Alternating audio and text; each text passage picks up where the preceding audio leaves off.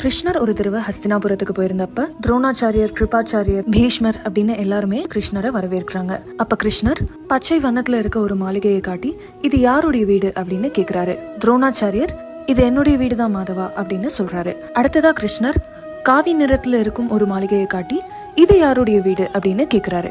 கிருபாச்சாரியர் அந்த மாளிகை என்னுடையது கிருஷ்ணா அப்படின்னு சொல்றாரு. அடுத்ததா ஒரு மஞ்சள் நிற மாளிகையை காட்டி இது யாருடையது அப்படின்னு கேட்கும் போது பீஷ்மர் அது அவரோட வீடு அப்படின்னு சொல்றாரு. அதுக்கப்புறம் கிருஷ்ணர் ஒரு வெள்ளை நிற மாளிகையை பாக்குறாரு.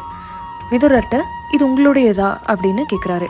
அதுக்கு விதுரர் பணிவோட இது உங்களுடைய வீடு கிருஷ்ணா அப்படின்னு சொல்றாரு. இது கேட்டதுக்கு அப்புறம் கிருஷ்ணர் சொல்றாரு, ஹஸ்தினாபுரத்துல எனக்குன்னு ஒரு காலடி மண் கூட கிடையாது அப்படின்னு நினைச்சேன். இப்ப எனக்கு ஒரு வீடே இருக்கு அப்படின்னும் போது நான் ஏன் மத்தவங்களோட வீட்டுல போய் தங்கணும், நான் இங்கே தங்கிக்கிறேன் அப்படின்னு விதுரர் வீட்டுல தங்குறாரு. எப்பவுமே இது என்னோடது அப்படின்ற எண்ணம் இல்லாம அவங்க கிட்ட இருக்க எல்லாத்தையும் கடவுளுக்கு அர்ப்பணிக்கிறவங்க கூட கடவுள் எப்பவுமே இருப்பாரு.